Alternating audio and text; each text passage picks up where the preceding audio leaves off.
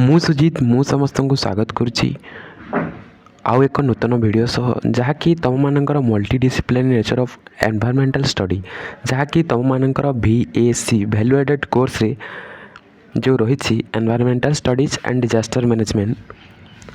तो प्रथम यूनिट परिवेश अध्ययन विविध प्रकृति। तो आमे माने देखिबा केते गुडे शॉर्ट टाइप क्वेश्चन तथा वन लाइनर तथा संक्षिप्त संकलन को।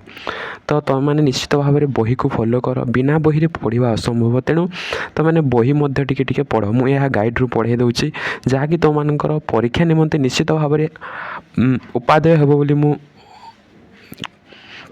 मने करुच्ची। तो प्रथम है जी साधारण अर्थ में परिवेश कहले आम कौन बुझु तुम 2 मार्क क्वेश्चन भी आसी जाई पारे भी जे व्हाट इज एनवायरमेंट।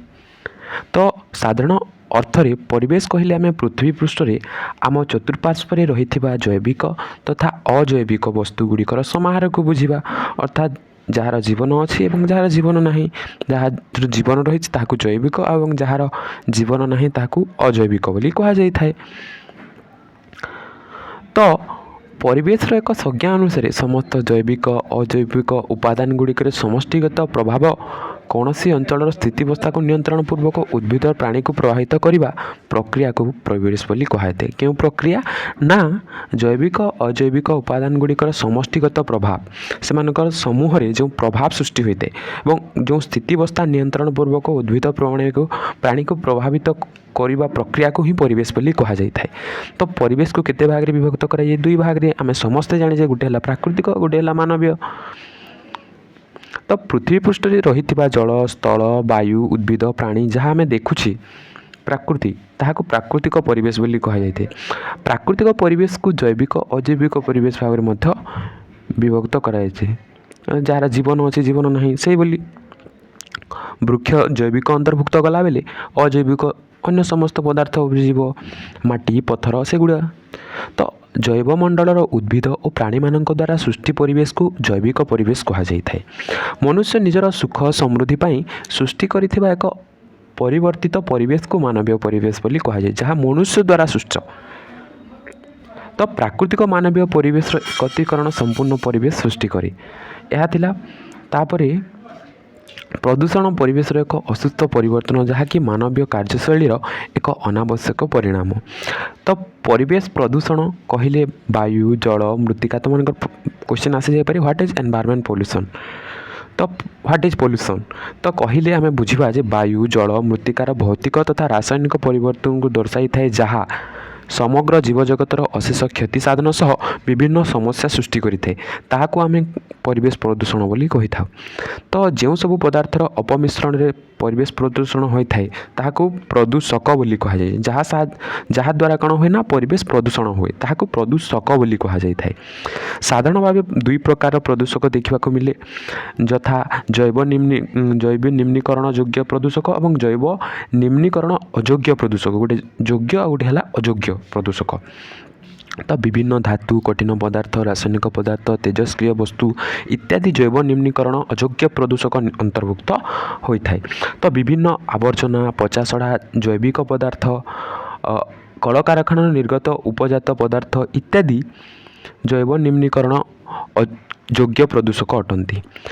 तो जैव निम्नीकरण अयोग्य प्रदूषक गुड़िकर अपघटन हो पारे नहीं। तो यार अपघटन हो पारे नहीं माटी मिसी पारे नहीं।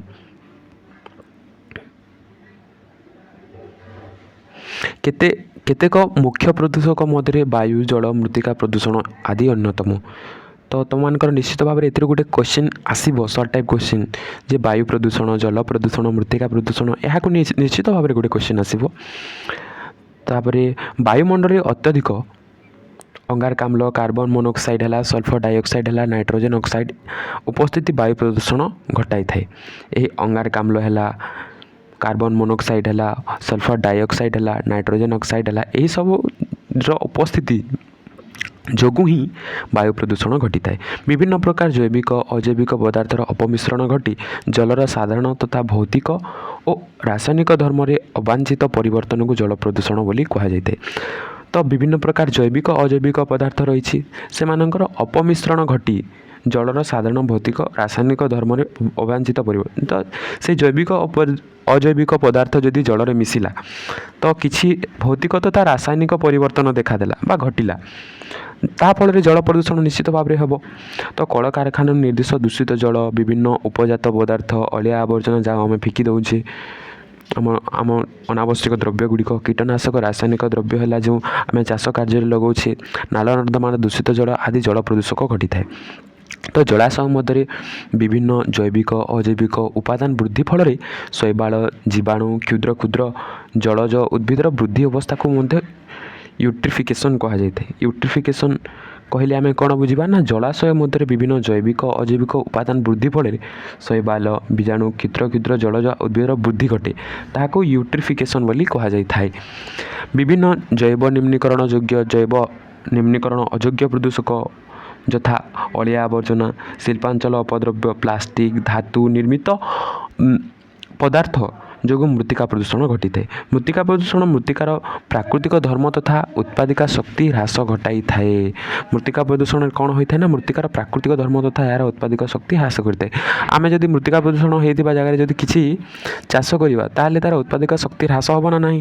ନିଶ୍ଚିତ ଭାବରେ ହେବ। ସେଥିରେ ଆମେ ଆଉ ତା'ର ଫର୍ଟିଲିଟି ପାଇବା ନାହିଁ, ତା'ର ଯେଉଁ ଆମେ କହୁ ଉର୍ବରତା ତାହା ଆମେ ପାଇପାରିବା ନାହିଁ। ତ ଧ୍ୱନି ପ୍ରଦୂଷଣ ଦ୍ୱାରା ମନୁଷ୍ୟର ମାନସିକ ଶାରୀରିକ କ୍ଷତି ତ ହୋଇଥାଏ। ଆମେ ସମସ୍ତେ ଯେ ସାଉଣ୍ଡ ପଲ୍ୟୁସନ୍ ଯେଉଁ କହୁଛେ ଆମେ, ରେଡ଼ିଏସନ୍ ପଲ୍ୟୁସନ୍ ବି ସେଭଳି। ପରିବେଶ ମଧ୍ୟରେ ତେଜସ୍କ୍ରିୟ ଆଣବିକ ବିକିରଣ ଦ୍ୱାରା ଘଟୁଥିବା ପ୍ରଦୂଷଣକୁ ମଧ୍ୟ ବିକିରଣ ପ୍ରଦୂଷଣ ବୋଲି କୁହାଯାଇଥାଏ। ତ ସର୍ଟ ଟାଇପ୍ କ୍ୱେଶ୍ଚିନ୍କୁ ଆମେମାନେ ଟିକେ ଦେଖିବା। ତ ଏନ୍ଭାରମେଣ୍ଟ ଶବ୍ଦଟି କେଉଁ ଭାଷାର ଏକ ଶବ୍ଦ ନା ଫ୍ରେଞ୍ଚର ଗୋଟେ ଶବ୍ଦ। ଏନ୍ଭାରମେଣ୍ଟ ଶବ୍ଦଟି କେଉଁ ଶବ୍ଦରୁ ଆସିଛି ନା ଏନ୍ଭାଇନର୍ରୁ ଆସିଛି। ତାପରେ କେଉଁଟି ପ୍ରାକୃତିକ ପରିବେଶ ଅନ୍ତର୍ଭୁକ୍ତ ନା ମୃତ୍ତିକା ହେଉଛି ପ୍ରାକୃତିକ ପରିବେଶର ଅନ୍ତର୍ଭୁକ୍ତ। ଏଠାରେ ଅଟ୍ଟାଳିକା, ନଦୀବନ୍ଧ, କଳକାରଖାନା ଏହାସବୁ ମାନବୀୟ ପରିବେଶ ବା ମାନବକୃତ ପରିବେଶ। ତ କେଉଁଟି ମାନବକୃତ ପରିବେଶ ଅନ୍ତର୍ଭୁକ୍ତ? ଶିଳା ନୁହଁ, ବୃକ୍ଷ ନୁହଁ, ବାୟୁ ନୁହଁ, ଯାନବାହନ ମନୁଷ୍ୟ ତିଆରି, କାରଣ ଯାନବାହନ ହେଉଛି ମନୁଷ୍ୟକୃତ ପରିବେଶ ଅନ୍ତର୍ଭୁକ୍ତ। ନିମ୍ନଲିଖିତ ମଧ୍ୟରୁ କେଉଁଟି ପରିବେଶର ବିଭକ୍ତିକରଣରେ ଅନ୍ତର୍ଭୁକ୍ତ ନୁହେଁ ନା ପରିବେଶର ବିଭକ୍ତିକରଣରେ ଅନ୍ତର୍ଭୁକ୍ତ କେଉଁଟି ନୁହେଁ? ରାଜନୈତିକ ଅର୍ଥନୈତିକ ପରିବେଶର ବିଭକ୍ତିକରଣରେ ଅନ୍ତର୍ଭୁକ୍ତ ନୁହେଁ।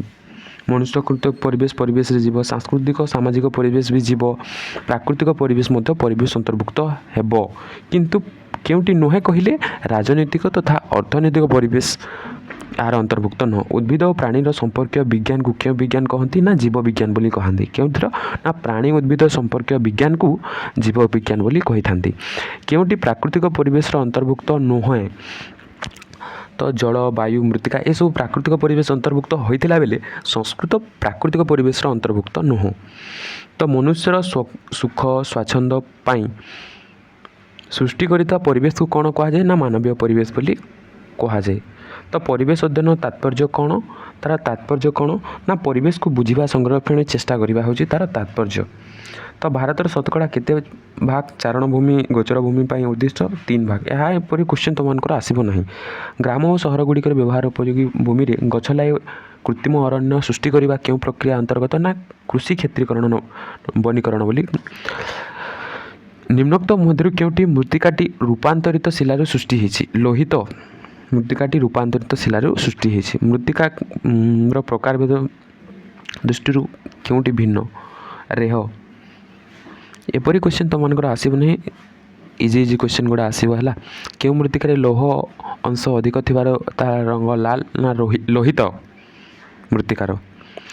କେଉଁ ପ୍ରକାର ମୃତ୍ତିକାରେ ଉତ୍ତାପ ଓ ଜଳ ଧାରଣ କ୍ଷମତା ଅଧିକ ଥାଏ ନା ଲୋହିତ ମୃତ୍ତିକାର ଉତ୍ତାପ ଓ ଜଳ ଧାରଣ କ୍ଷମତା ଅଧିକ ଥାଏ। କେଉଁ ଯାନ ପରିବେଶ ପ୍ରଦୂଷଣ କରେ ନାହିଁ? ସାଇକେଲ। ବସ୍ କରେ, ତାପରେ ଉଡ଼ାଜାହାଜ, ରେଳଗାଡ଼ି ଏସବୁଥିରେ ପରିବେଶ ପ୍ରଦୂଷଣ ହୁଏ ଏବଂ ସାଇକେଲ ପ୍ରଦୂଷଣ ହୁଏ ନାହିଁ। କେଉଁଟି ପ୍ରାଥମିକ ପ୍ରଦୂଷକ ନା SO2, CO2, NO ଏସବୁ ହେଉଛି ପ୍ରାଥମିକ ପ୍ରାଇମେରୀ ପଲ୍ୟୁଟାଣ୍ଟ। ଅତିବାଇଗଣୀ ରଶ୍ମି କେଉଁ ପ୍ରଦୂଷକର ଅଂଶ ବିକିରଣର? ପୃଥିବୀରେ ମିଳୁଥିବା ପ୍ରାକୃତିକ ସମ୍ପଦ ମଧ୍ୟରୁ କେଉଁଟି ସର୍ବାଧିକ ନା ଜଳ ହେଉଛି ସର୍ବାଧିକ। ୟୁଟ୍ରିଫିକେସନ୍ କେଉଁ ପ୍ରଦୂଷଣର ଅଂଶ ବିଶେଷ? जलर अंशविशेष। तो आम परिवेश दिवस के पालन करूँ ना जून 5 तारिख। यह तुम निश्चित भाव में राजेन्द्र विश्वविद्यालय है कि सम्बलपुर विश्वविद्यालय है कि कलाहांडी विश्वविद्यालय है सबुठ पढ़ी सारी पूर्वर देखी से गुड़िक क्वेश्चन गुड़ाक तुम ये भलसे देखीदेव जे जून 5 तारिख को परिवेश दिवस रूपे पालन कराए। पृथ्वी पृष्ठ में घेरी रही बाष्पीय आवरण को डेस्क कहुए ना वायुमंडल बोली कहुए। आम चतुर्पार्श्व रही जैविक और अजैविक वस्तुगुड़िकर समाहार को डेस्क कहुए ना परिवेश बोली कहुए। उद्भिद प्राणी मान द्वारा सृष्ट परिवेश को कौन कहुए ना जैविक परिवेश बोली कहुए।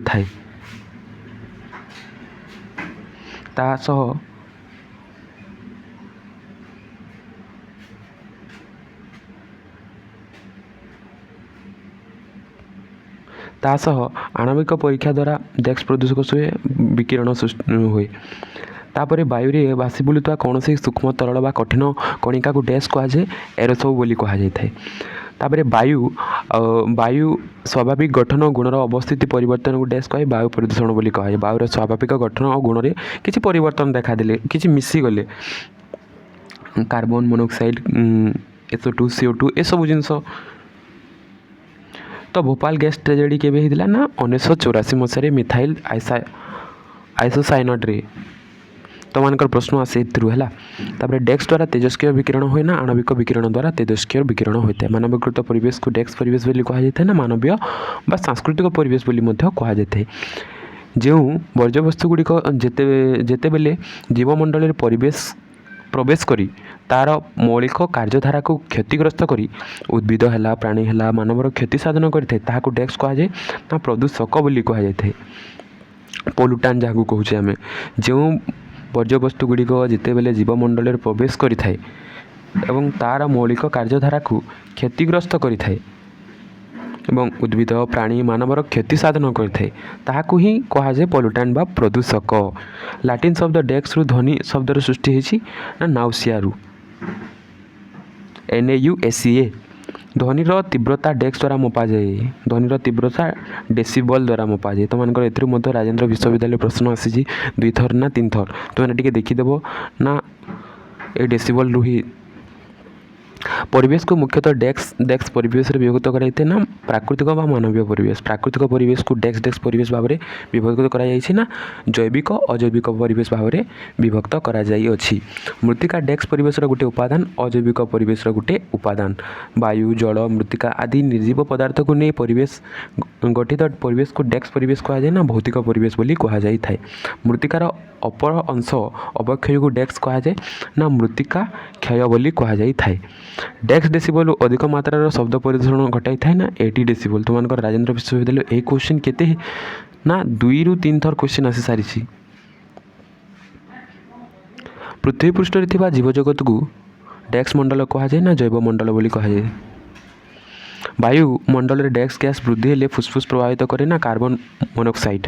डेस्क गैस प्रभाव में गचर पत्र झड़ी पड़े ना सल्फर डाइऑक्साइड गैस जो गचर पत्र झड़ी पड़े।